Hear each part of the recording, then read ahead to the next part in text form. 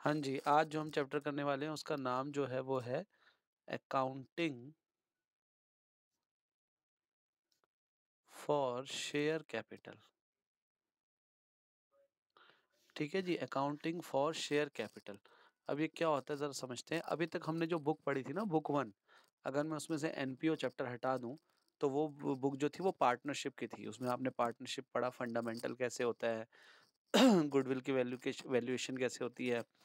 फिर आपने पढ़ा था चेंज इन पीएसआर में क्या होता है, एडमिशन में क्या होता है, रिटायरमेंट में क्या होता है, डेथ के केस में क्या होता है पार्टनर में, और फिर डिसोल्यूशन कैसे करते हैं पार्टनरशिप का। तो वो आपने पढ़ा। पार्टनरशिप अगर कोई करे तो उसके अकाउंटिंग कैसे होती है, वो हमने उसमें पढ़ी थी। अब हम करेंगे कंपनी की बात। पहले तो देखते हैं फॉर्म्स ऑफ बिजनेस क्या होते हैं, ज़रा पहले उसमें आपको कन्फ्यूज़न नहीं होनी चाहिए। फॉर्म्स ऑफ बिजनेस का मतलब क्या है कि बिजनेस कैसे-कैसे हो सकता है। ज़रा देखो, आप लोगों ने 11th क्लास में पढ़ा था प्रोप्राइटरशिप, है ना? सोल प्रोप्राइटरशिप, प्रोप्राइटरशिप इसमें क्या होता था? इसमें जो है एक ही बंदा बिज़नेस करता था, सिंगल पर्सन होता था, वो बिज़नेस करता था, उसको कहते थे सोल प्रोप्राइटरशिप। 2 या 2 से ज़्यादा लोग मिलके बिज़नेस करते हैं और पार्टनरशिप में करते हैं तो उसको कहते हैं पार्टनरशिप। ये भी आपने पढ़ लिया। अब थर्ड जो है वो है कंपनी। आपने कंपनी तो सबने सुना होगा, कंपनी क्या होती है? कंपनी आपने बिज़नेस स्टडीज़ में भी पढ़ा होगा। तो फॉर्म ऑफ बिज़नेस का मतलब क्या है कि या तो बंदा अकेला भी बिज़नेस कर सकता है, या पार्टनरशिप बना के पार्टनरशिप फर्म खोल के भी कर सकता है, या कंपनी के फॉर्म में भी कर सकता है।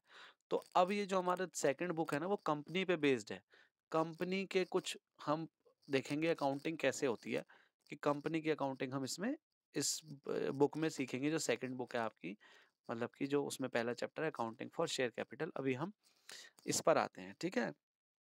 अब आपको पता है कि सोल प्रोप्राइटरशिप में तो एक ही पर्सन होता है।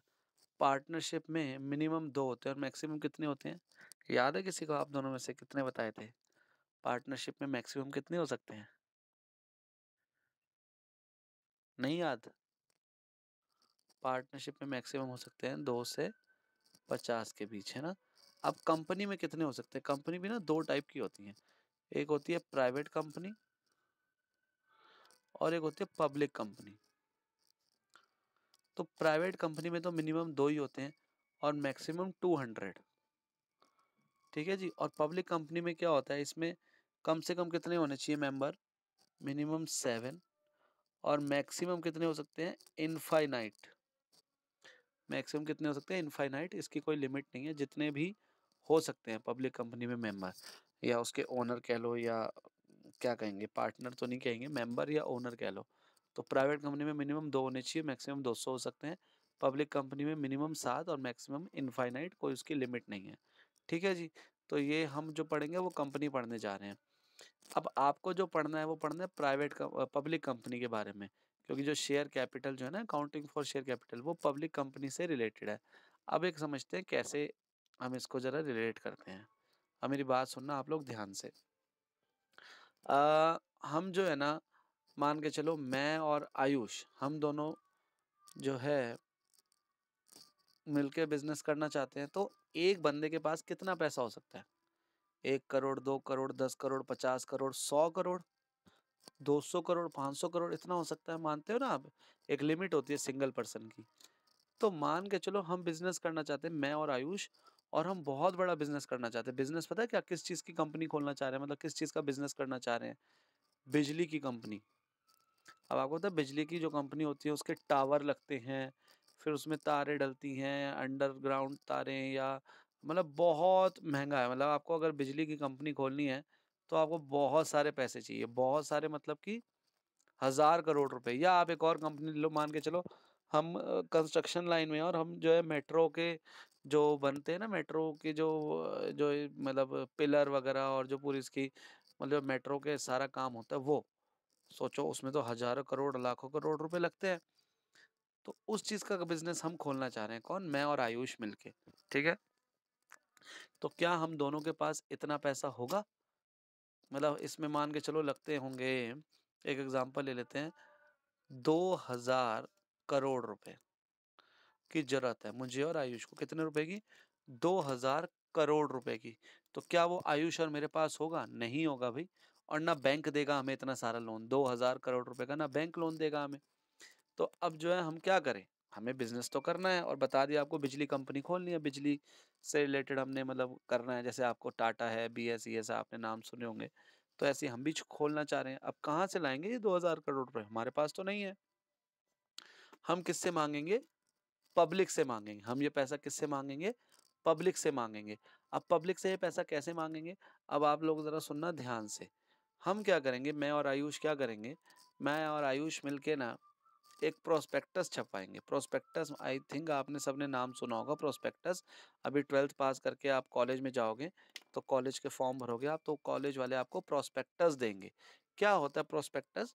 प्रोस्पेक्टस मतलब होता है जैसे आपने मान के चलो एसआरसीसी कॉलेज है, Shri Ram college of commerce, वहाँ एडमिशन लेने जाते हो 12th के बाद।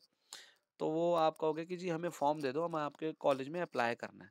तो वो कहेंगे जी ₹100 का हमारा प्रोस्पेक्टस है, आप वो ले लो। उसमें ही फॉर्म वगैरह सब होता है। तो आप ₹100 दोगे उनको और वो आपको प्रोस्पेक्टस दे देंगे। अब उस प्रोस्पेक्टस में पता है क्या होगा? एसआरसीसी का जो प्रोस्पेक्टस होगा उसमें क्या होगा ज़रा सुनना। एक बुकलेट सी होगी 10, 15, 20 पेजेज़ की। उसको आप खोलोगे तो उसमें उस अपने कॉलेज के बारे में बताएँगे कि कौन उसका प्रिंसिपल है, कौन चेयरमैन है, क्या है, कौन-सी फैकल्टी यहाँ पढ़ाती है, कितने सालों से पढ़ाते हैं। यहाँ से कौन-कौन फ़ेमस एक्टर या जो मतलब अपनी फ़ील्ड में बहुत आगे बढ़ गए एलुमनाई कहते हैं इनको, है ना? तो वो कौन-कौन पढ़ के गया है यहाँ से और हमारे कॉलेज में क्या-क्या फैसिलिटी हैं, कैंटीन है, हॉस्टल फैसिलिटी है, इतने उनके प्राइज़ेज़ हैं और भी जो भी है ग्राउंड है या स्पोर्ट्स में ये स्पोर्ट्स हैं खेलने को मतलब आपको अपने कॉलेज के बारे में वो सब अच्छी-अच्छी बातें उसमें लिख के देते हैं प्रोस्पेक्टस में कि हाँ भाई, हम हमारा फ्यूचर में हमने ऐसे सोचा है, हम ऐसे-ऐसे करेंगे या ऐसे मतलब सब चीज़ें अच्छी-अच्छी उसमें लिखी होंगी। मतलब अपने बारे में उन्होंने बताया होगा और एवरीथिंग मतलब हिस्ट्री, फ्यूचर, प्रेजेंट सब क्या-क्या कोर्सेज़ अवेलेबल हैं, सब बताते हैं उसमें प्रोस्पेक्टस में। 10, 15, 20 पेज का होगा, ठीक है? उसके बाद पीछे एक फॉर्म चिपका होगा, जो आपने अप्लाई करना होता है। उसको आपने अप्लाई करना है, उसमें अपना नाम और जो बेसिक डिटेल्स होती हैं, date of birth, father's name, mother's name, age वगैरह ये वो, कहाँ से स्कूलिंग करी है, मतलब जो भी आपके जो बेसिक डिटेल्स होंगी वो आपसे पूछेंगे और कौन से कोर्स के लिए आप अप्लाई करना चाहते हो या क्या है उस पे मतलब फिर आप अपना फ़ोटो-वोटो लगा के साइन वाइन करके आप और फिर जो कॉलेज की फ़ीस होगी, जो भी लगेगी मतलब आप फिर वो फ़ॉर्म फिल करके उनको कॉलेज में जमा करा दोगे, ठीक है? तो ये होता है प्रोस्पेक्टस। आई थिंक आपको समझ आ गया कि प्रोस्पेक्टस क्या होता है किसी कॉलेज का। अब ऐसे ही मैं और आयुष क्या करते हैं, हमको 2000 करोड़ रुपए चाहिए, किससे चाहिए? पब्लिक से। और पब्लिक के पास तो होंगे ना 2000 करोड़ बिल्कुल 130 करोड़ लोग हैं आप देखो इंडिया में 130-40 करोड़ हैं तो क्या उनके पास होंगे 2000 करोड़ रुपए उनके पास 2000 करोड़ क्या उनके पास तो कितने पैसे होंगे 2 लाख करोड़ से भी ज्यादा मतलब कि बहुत सारे पैसे होते हैं पब्लिक के पास तो जो इंडिया में पब्लिक है ना उनके पास तो बहुत पैसे हैं सबके पास तो क्या मैं आगे बोलने वाला था जरा उसको सुनो अब मैं और आयुष क्या करेंगे मुझे और आयुष को चाहिए पैसे कितने 2000 करोड़ रुपए तो हम क्या करेंगे हम लोग अपनी कंपनी का प्रोस्पेक्टस छपवाएँगे। कौन? मैं और आयुष। अब आजकल तो क्या होता है, ऑनलाइन ही होता है प्रोस्पेक्टस मतलब आपको छपवाने की ज़रूरत नहीं है। आजकल तो आपको पता है ऑनलाइन का ज़माना है। पहले तो फिर भी छपवाना पड़ता था। तो आप ऑनलाइन भी है चलो आपने छपवा भी दिए और आपने वो मतलब न्यूज़पेपर में डलवा दिया कि हाँ भाई, हमारी एक कंपनी बनने जा रही है। उसका नाम XYZ मान के चलो कुछ भी ऐसा नाम है और वो बिजली कंपनी बनने जा रही है और हमें 2000 करोड़ रुपए की ज़रूरत है। तो और फिर उसमें वही अच्छी-अच्छी बातें लिखी होंगी प्रोस्पेक्टस में कि हमारी कंपनी जो है आगे ऐसे-ऐसे करने वाली है। मैं और आयुष अपनी-अपनी फ़ील्ड में बिल्कुल मतलब बहुत ही प मतलब क्या कहें फ़ेमस हैं। हमने इस कंपनी का काम सँभाला हुआ है। ऐसे-ऐसे करके हम अपने बारे में अच्छी-अच्छी बातें लिखेंगे और बताएँगे फ्यूचर में हम क्या-क्या चाह रहे हैं हमारी कंपनी में, हम ऐसे इसको आगे बढ़ाएँगे ये वो, हम भी अच्छी-अच्छी बातें उसमें लिख देंगे। और पीछे क्या चिपका होगा? फॉर्म चिपका होगा। और मैं फिर से बोल रहा हूँ आज के ज़माने में ये छपवाता वगैरह कोई नहीं है, सब ऑनलाइन आपको मिल जाता है। आपको पता है ना आजकल ऑनलाइन सब डिटेल्स अवेलेबल है। तो हम लोग न्यूज़पेपर में और ऑनलाइन और वैसे भी छपवा के मतलब हम पूरे इंडिया में उसको लोगों तक पहुँचा देंगे ये बात, कि भई हमारी एक नई कंपनी बनने जा रही है, 2000 करोड़ रुपए की हमें ज़रूरत है और ऐसे-ऐसे सारी बातें जो मैंने अभी बोली वो हम न्यूज़पेपर के थ्रू या इंटरनेट के थ्रू आजकल बड़ा आसान है, तो हम लोगों तक पहुँचा देंगे ये न्यूज़। कि हम एक नई कंपनी बनाना चाह रहे हैं, ठीक है? ऐसे उसमें सारी डिटेल दे देंगे हम। अब क्या होगा? अब मान के चलो लोग कहते हैं ठीक है भाई हम तैयार हैं। तो हमारा मतलब कैसे मतलब कैसे पे करना है या क्यों देंगे हम आपको? अच्छा पब्लिक क्यों देगी? पहले हम ये समझते हैं कि हम पैसे कैसे लेंगे लोगों से। हम कहेंगे हमारी कंपनी के पास ना बहुत सारे शेयर्स हैं। हमारी कंपनी के पास क्या है? बहुत सारे शेयर्स हैं। ऐसे मैं आपको बना के दिखा रहा हूँ ऐसे ही। हम उनको कहेंगे लोगों को कि हमारी कंपनी के हमारे पास ना बहुत सारे शेयर्स हैं।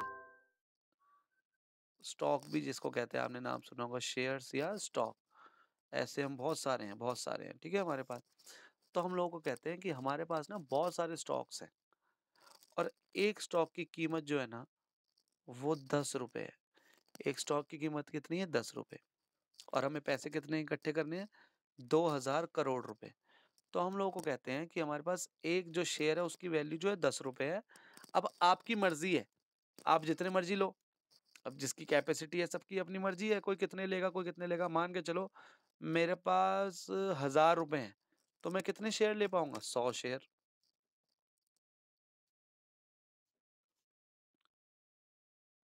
है ना? 1000 शेयर 1000 रुपए के ले लूंगा 100 शेयर, क्योंकि 10 रुपए का एक है। अब मान के चलो कि इसके पास ज्यादा पैसे हैं, किसी के पास 5 लाख रुपए हैं, तो वो 50,000 शेयर ले लेगा 10 रुपए के हिसाब से। उसने 5 लाख रुपए के शेयर ले लिए कितने?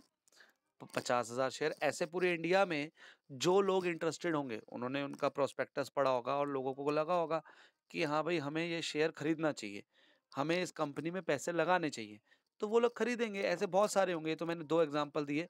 पूरे इंडिया में कोई चेन्नई में बैठा होगा, कोई पंजाब में, कोई बिहार में, कोई वेस्ट बंगाल में, कोई राजस्थान में, कोई कहीं पे। मतलब आपको पता है इतने सारे लोग हैं, उन तक खबर पहुंची कि भाई एक नई कंपनी आ रही है, उसको 2000 करोड़ रुपए की जरूरत है और हम उनको 2000 करोड़ रुपए लोग देंगे।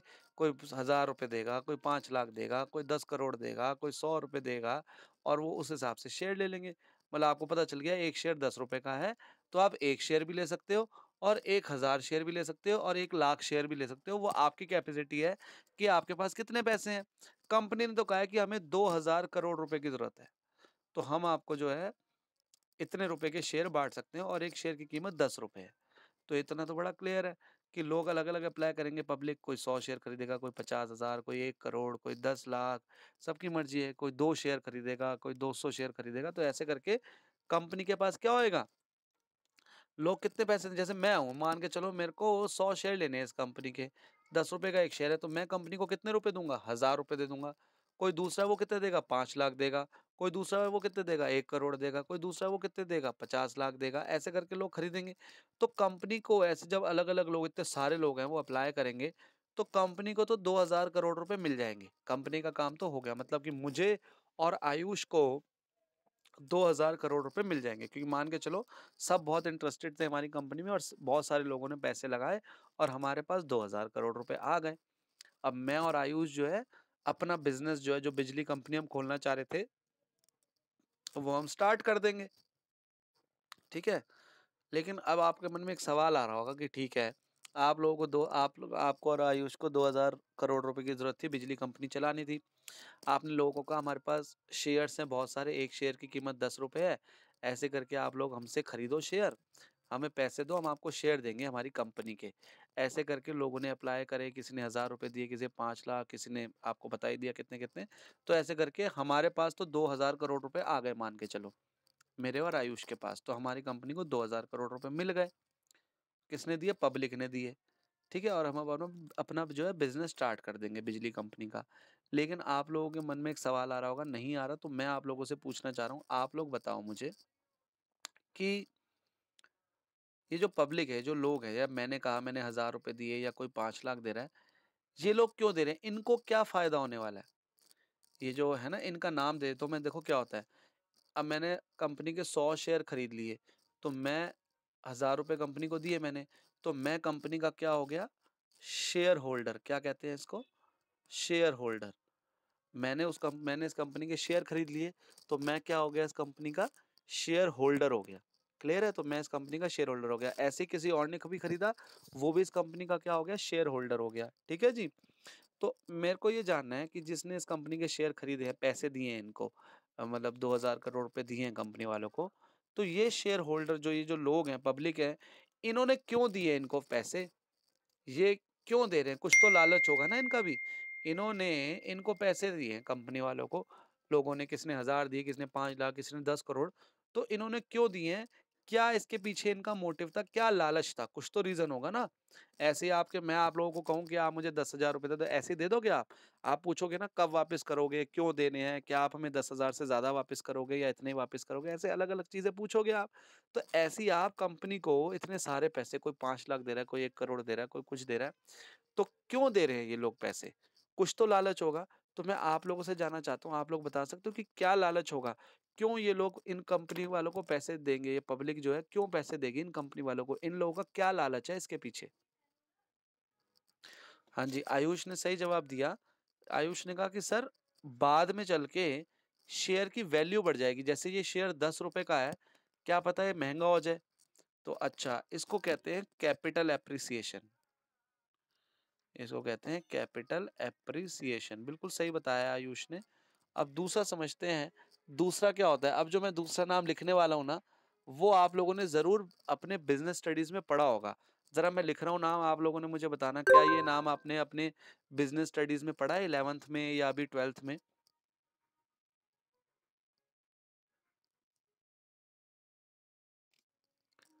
डिविडेंड। पढ़ा है ये वर्ड कहीं पे? नहीं नहीं, पढ़ा है हर्षिता ने और आयुष ने पढ़ा है ये वर्ड?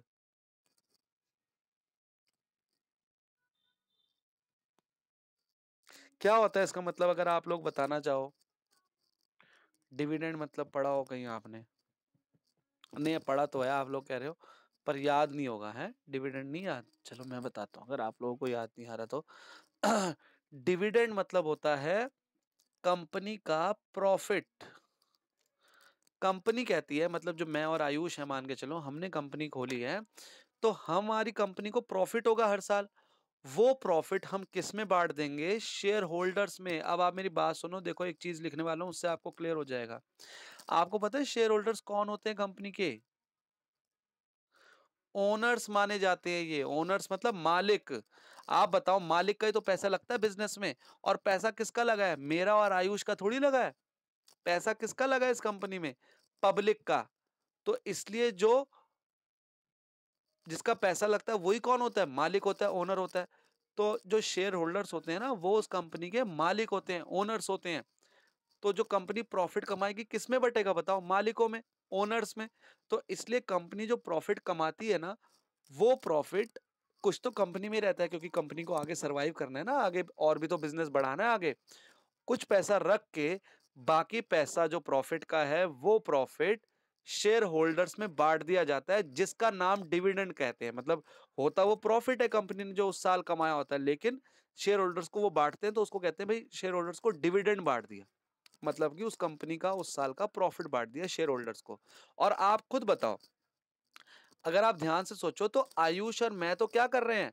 उस बिजनेस, उस कंपनी में काम कर रहे हैं, लेकिन पैसा किसका लगा है? पब्लिक का, लोगों का।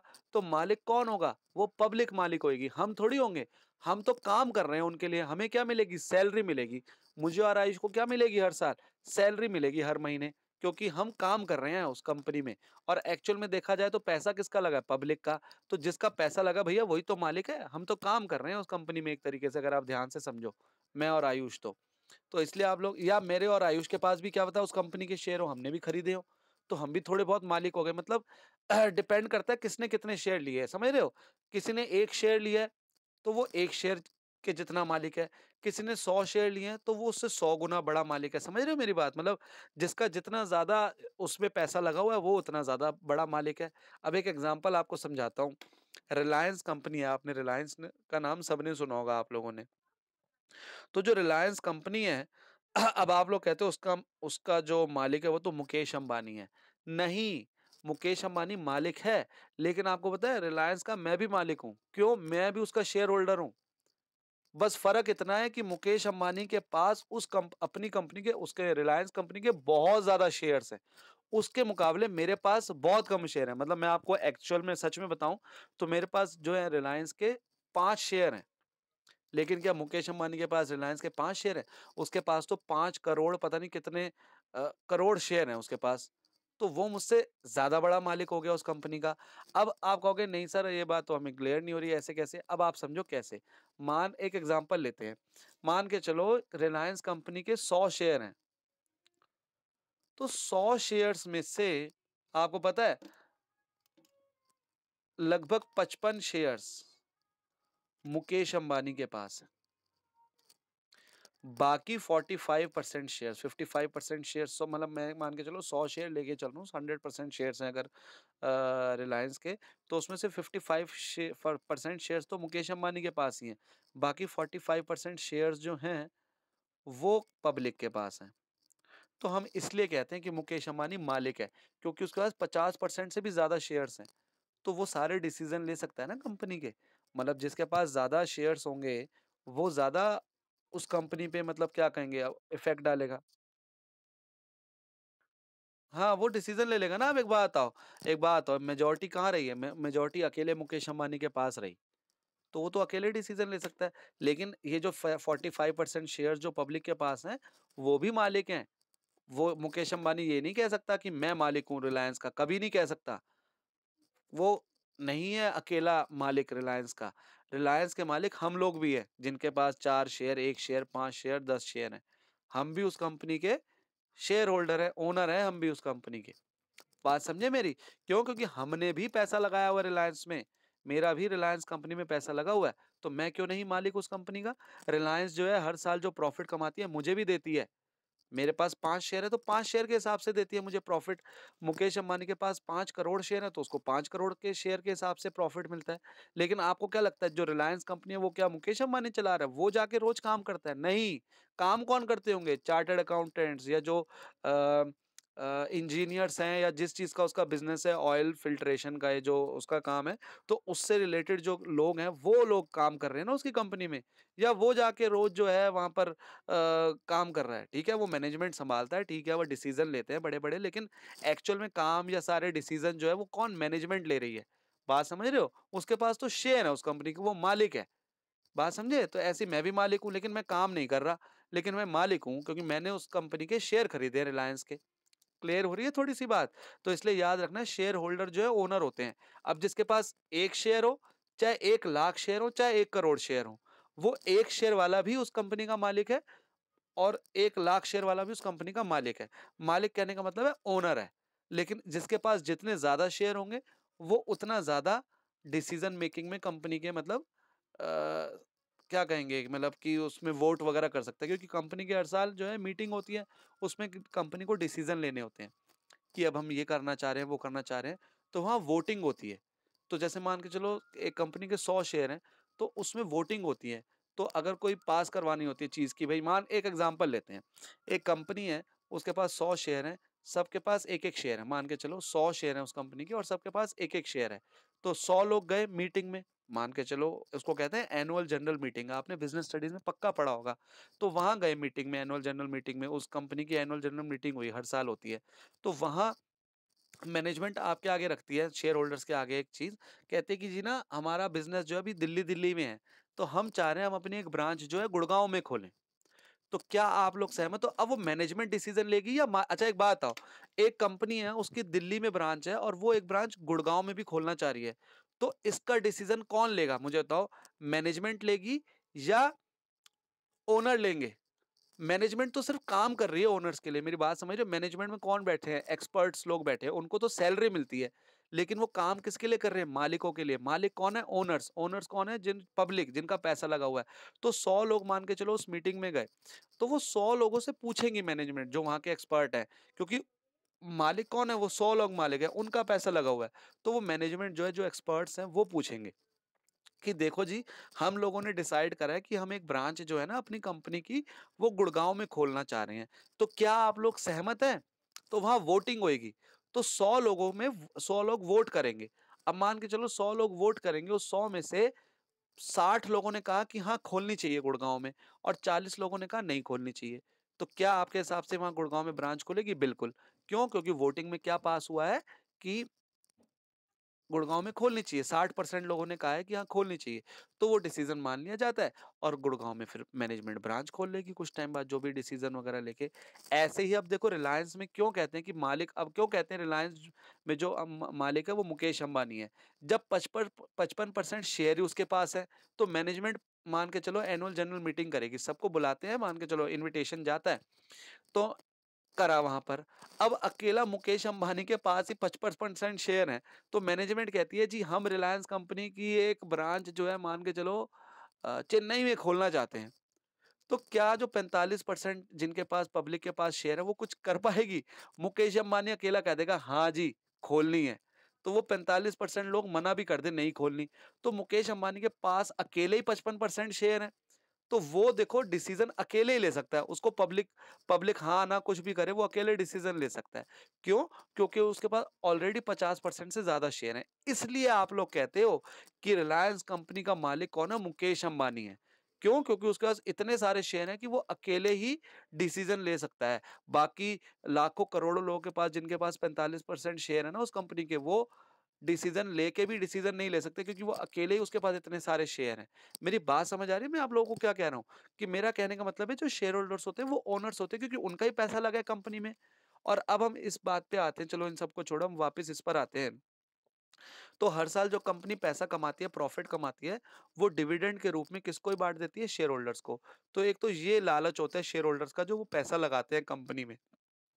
दूसरा लालच अभी आयुष ने बताया, कैपिटल एप्रिसिएशन। कैपिटल एप्रिसिएशन का मतलब क्या है? कि मान के चलो ये कंपनी अच्छा परफॉर्म करती है, आगे चल के कंपनी का बड़ा नाम हो जाता है, अच्छा परफॉर्म करती है, हर साल अच्छे अच्छे प्रॉफिट कमा रही है, तो इस कंपनी की वैल्यू बढ़ेगी।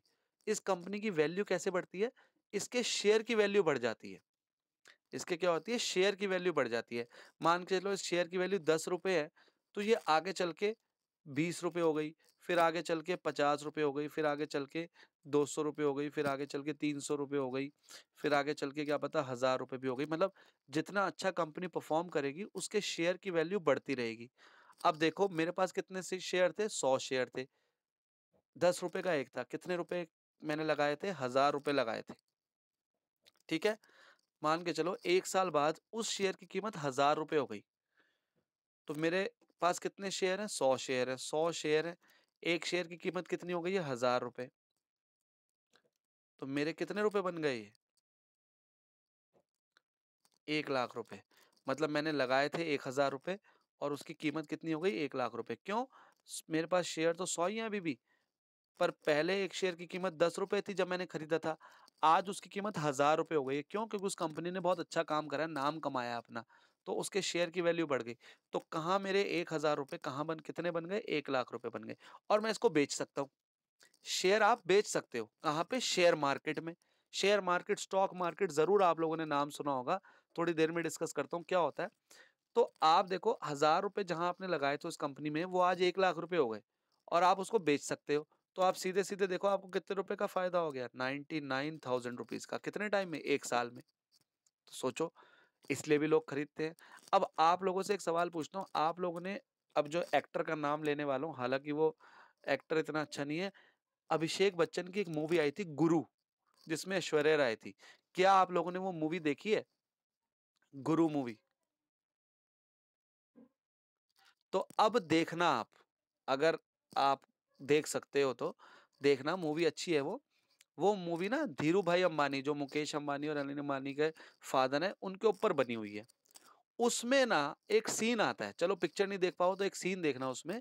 उसमें एक सीन आता है, उसमें एक लेडी ना अभिषेक बच्चन को कहती है कि अरे, उसके पैर वैर छूती है, ऐसे ओल्ड लेडी होती है, अभिषेक बच्चन के पैर छूती है, कहती है कि सर आपकी वजह से ना मेरी बेटी की शादी हो गई।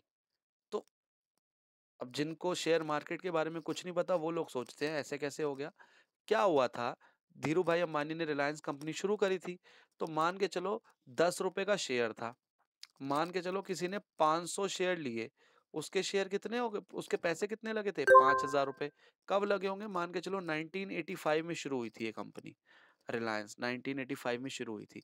अब मान के चलो साल 2000 आया, साल क्या गया? 2000, 15 साल बाद की बात कर रहा हूँ, 15 साल बाद की। तो उस लेडी के पास 500 शेयर ही होंगे फॉर एग्जांपल। मेरे को उस पिक्चर में नहीं दिखाया हुआ कितने शेयर है, मैं एक आप लोगों के आगे एग्जांपल दे रहा हूँ। तो आपको पता है 1985 में कंपनी शुरू हुई, 2000 और अभी भी ये कंपनी चल रही है रिलायंस। और रिलायंस ने बहुत तेजी से काम करा, बहुत अपना नाम कमाया। तो वो जो 10 रुपए का शेयर था ना, 15 साल में 50,000 रुपए का हो गया भाई। 10 रुपए का शेयर 50,000 रुपए का हो गया। तो अब आप बताओगे उस लेडी के 5,000 रुपए लगे थे, अब कितने हो गए होंगे वो? 1 2 3 6 0 1 2 3 4 5 6, तो ये कितने हो गए? 2,50,00,000 रुपए। 2,50,00,000 रुपए। 2,50,00,000 रुपए हो गए, मतलब कि 1985 में उस लेडी ने 500 शेयर खरीदे होंगे 10 रुपए के हिसाब से, 5,000 के।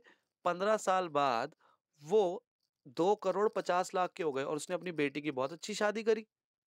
बेच दिए शेयर, 5,000 के खरीदे थे और 2.5 करोड़ में शेयर बेच दिए। और उसने अपनी बेटी की शादी करी बहुत, तो इसलिए उसके वो पैर छू थी। और उसने क्या करा, वो उस कंपनी की शेयर होल्डर बनी बस, क्योंकि उसने 500 शेयर खरीदे 10 रुपए के, 5,000 रुपए लगे। लेकिन 15 साल में रिलायंस ने बहुत अच्छा काम करा, वो 10 रुपए का शेयर 50,000 रुपए का हो गया। अब वो बेचने गई शेयर मार्केट में, तो 500 शेयर से 50,000 रुपए का एक शेयर था अब उसकी कीमत। तो उसको कितने रुपए मिलेंगे बेचने में? 2.5 करोड़ रुपए। और उसने अपनी बेटी की शादी या जो भी उसने करा बहुत अच्छा से करा। तो उस पिक्चर में ये दिखाया हुआ है कि एनुअल जनरल मीटिंग होती है, उसमें वो आता है अभिषेक बच्चन। तो उसको कहती है वो लेडी कि आपने मेरे मतलब मेरी आपकी वजह से, क्यों? क्योंकि धीरू भाई अंबानी ने वो कंपनी शुरू करी और उसके पास भी 50% से ज्यादा शेयर्स थे उस कंपनी के, और पब्लिक के पास कम थे, तो पब्लिक ने भी पैसा लगाया था। तो उस वो लेडी उन पब्लिक में से एक थी जिसने 500 शेयर खरीदे होंगे, और वो 10 रुपए के 50,000 के हो गए और उस लेडी को 2.5 करोड़ रुपए मिल गए। तो ये तो मैंने अपनी तरफ से अनुमान लगाया कि 10 रुपए 50,000 हो गए होंगे। क्या पता ये 10 रुपए से 50,000 से भी ज़्यादा हुए हों। कोई बड़ी बात नहीं है। अब मैं आपको एक एग्ज़ाम्पल देता हूँ जिससे आप लोगों को यकीन नहीं होगा। और अगर आपको लगे मैं झूठ बोल रहा हूँ तो आप यूट्यूब पे सर्च कर लेना, अगर आपको लगे मैं झूठ बोल रहा हूँ तो। अब मैं जो आपको एग्ज़ाम्पल देने जा रहा हूँ, उसको ध्यान से सुनना। मैं आप लोगों को क्यों ये एग्जांपल दे रहा हूँ, मेरे को सिर्फ आप लोगों को ये बताने के लिए कि क्यों लोग खरीदते हैं शेयर। आप कहोगे क्यों खरीदेंगे हम, क्यों दे 2000 करोड़ रुपए किसी को, क्यों दें हम 2000 करोड़ रुपए? मतलब आप अकेले नहीं, दुनिया मतलब जितने भी लोग हैं इंडिया में जो इंटरेस्टेड है उस कंपनी को के शेयर खरीदने में, वो क्यों देंगे? तो एक मैंने आपको बता दिया, हर साल अगर कंपनी प्रॉफिट कमाएगी तो डिविडेंड के रूप में उनको बांटेगी।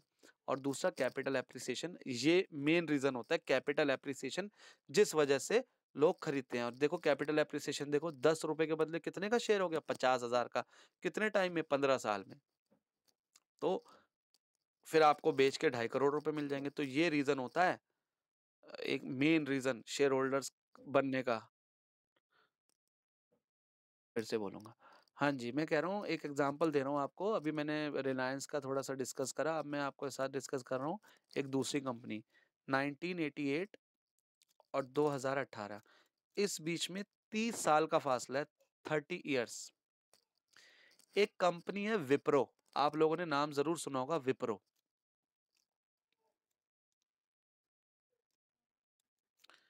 ये कंपनी है विप्रो, ठीक है। अब मैं आप लोगों से एक सवाल पूछने वाला हूँ, आप लोग जवाब देना। 1988 में फॉर एग्जांपल, अगर आपके घर वालों ने, मैं आप लोगों पे एग्जांपल देता हूँ, आपके घर वालों ने विप्रो कंपनी में 10,000 रुपए लगाए होते, कितने? मात्र 10,000 रुपए। आप अब कहोगे कि सर 1988 में तो 10,000 रुपए बहुत होते थे। कोई नहीं, 1,000 तो होंगे, कोई नहीं 100 रुपए तो होंगे, कोई नहीं 10 रुपए तो होंगे घर वालों के पास, आपके या मेरे या किसी के भी। अभी भी एग्जांपल लेता हूँ, लेकिन 10,000, 10,000 भी ऐसा नहीं कि होते थे कुछ लोगों के पास कि चलो 1988 में अगर आपके घर वालों ने विप्रो कंपनी, जो विप्रो कंपनी उस टाइम पे आई थी, 10,000 रुपए लगाए होते ना, तो मेरे को आप लोगों से जानना है 2018 में, आज से 2 साल पहले या आज की भी वैल्यू ले लो, ये 10,000 रुपए कितने बन गए होते आपके हिसाब से? आप लोगों से पूछना चाह रहा हूं मैं आप लोगों को तीन ऑप्शन मतलब तीन चांस दे रहा हूं, मुझे बताओ। ये 10,000 रुपए आपके घर वालों ने अगर उस टाइम पे विप्रो कंपनी में लगाए होते, शेयर खरीदे होते विप्रो कंपनी के 10,000 रुपए के, जितने भी आते हैं 1,000 या जो भी उसकी वैल्यू होती, तो वो 2018 में या 2020 मान लो, चलो 30 सालों में कितने रुपए बन गए होते, इसकी वैल्यू क्या हो गई होती। 3 चांस दे रहा हूँ, हर्षिता भी एक बताए, बाकी आयुष भी बताएं, कितने हो गए होते। जल्दी बताएं जल्दी। 30 साल में इस 10,000 की कीमत क्या हो गई होगी आपके हिसाब से, बताओ जरा। 10,000 की कीमत 30 साल में ओनली 30,000। अच्छा, और 3 लाख। चलो एक चांस और है, 3 लाख।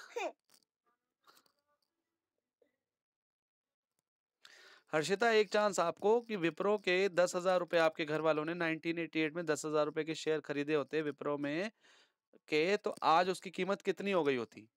एक चांस हर्षिता को, जल्दी से बताएं हर्षिता। 3 करोड़, 1 मिनट।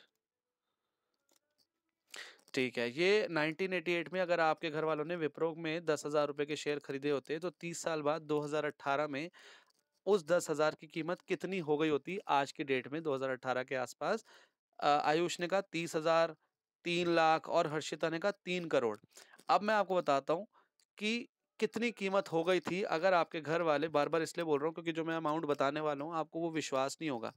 1988 में अगर आपके घर वालों ने विप्रो के 10,000 रुपए के शेयर खरीदे होते तो आज की डेट में, नहीं डूबी, किसने कहा, विप्रो तो है आज भी, उसके कहाँ डूबी विप्रो भाई। हाँ चलो फिर, चलो चलो विप्रो डूबी नहीं है, अब एक और चांस देता हूँ आपको, चलो चौथा, कितनी कीमत हो गई होगी, चलो एक चांस और देता हूँ। विप्रो अब छोड़ो, जिस चीज की भी कंपनी है, आपको अब ये बताओ कि कितने रुपए हो। नहीं अभी उस पे नहीं जा रहे, जल्दी से बताओ ना, फिर मैं बताना है मुझे कुछ। 1 लाख, 3 लाख तो पहले बोला था, अब कह रहा है 1 लाख। छोड़ो छोड़ो, अब मैं ही बता रहा हूँ। 10,000 रुपए 1988 में विप्रो में अगर आपके घर वालों ने लगाए होते तो 30 साल बाद 2018 में आज के आसपास की उसकी कीमत उन 10,000 की 600 करोड़ रुपए हो गई है। हो रहा है विश्वास। अगर आपके, फिर से बोल रहा हूँ सुनना ध्यान से, अगर आपके घर वालों ने 1988 के आसपास विप्रो में 10,000 रुपए लगाए होते, मतलब कि विप्रो के 10,000 रुपए के शेयर खरीदे होते, तो आज आप लोगों के घर वालों के वो पैसे 600 करोड़ रुपए हो गए होते। इतना इतना कैपिटल एप्रिसिएशन हुआ है विप्रो में। और ये अकेली ऐसी कंपनी नहीं है, रिलायंस ने भी लगभग बहुत पैसे बना के दिए लोगों को, और भी बहुत सारी कंपनियां, इन्फोसिस आपने नाम सुना होगा, टाटा कंसल्टेंसी सर्विस नाम सुना होगा, और दुनिया भर की कंपनियां हैं जिन्होंने बहुत पैसे बना के दिए लोगों को। लेकिन विप्रो का एग्जांपल मैं आपको क्यों दे रहा हूँ, क्योंकि आप इसको यूट्यूब पे भी सर्च कर सकते हो। अभी क्लास के बाद आप यूट्यूब पे सर्च करना, विप्रो शेयर लिखना, सिर्फ विप्रो शेयर, आपको वीडियोस आ जाएंगी और आप उसको देखना किसी वीडियो को, उसमें आपको बताएंगे। मैंने 1988 लिया तो 85 होगा या कुछ, मतलब 1-2 साल ऊपर नीचे होगा, और वो 30 सालों में आपके 10,600 करोड़ रुपए बन गए हैं। मैं आपको बताऊं, अगर आप लोगों को मैं आज 10,000 क्या 10 लाख रुपए भी दे दूं ना, और मैं कहूं 30 साल बाद आप मेरे को उसको 600 करोड़ 100 करोड़ करके दिखा दो, तो नहीं कर सकते। कोई बिजनेस इतना पैसा नहीं कमा के दे सकता। मुझे नहीं लगता कि कोई ऐसा, मतलब शास्त्री नगर में आप लोग रहते हो या वहां पे भी किसी ने इतने रुपए बनाए होंगे। और इसमें आपको कोई काम नहीं करना पड़ा, आपने शेयर खरीद के छोड़ दिया। मतलब मैंने कोई रिलायंस का शेयर खरीदा है, तो मैंने कोई रिलायंस का शेयर लेके कोई रिलायंस के लिए काम कर रहा हूँ क्या। मैंने रिलायंस का शेयर वो भी घर बैठे बैठे खरीदा, आजकल तो ऑनलाइन होता है। मैंने रिलायंस का शेयर खरीदा और घर पे बैठ के सो रहा हूँ, अपना काम कर रहा हूँ, अपनी नौकरी कर रहा हूँ, ट्यूशन पढ़ा रहा हूँ, जो कर रहा हूँ वो कर रहा हूँ, और कोई काम नहीं करा मैंने। ये विप्रो वालों ने जिन्होंने शेयर लिए उन्होंने कोई काम थोड़ी करा है विप्रो के लिए, शेयर होल्डर बन गए, छोड़ दिया, और आज उनके पैसे 600 करोड़ रुपए हो गए हैं। और आप उसको यूट्यूब पे सर्च कर सकते हो अगर आपको लगे कि मैं ऐसे ही बना के बोल रहा हूँ। ठीक है, आज की क्लास फिर यहीं फिनिश कर रहा हूँ मैं।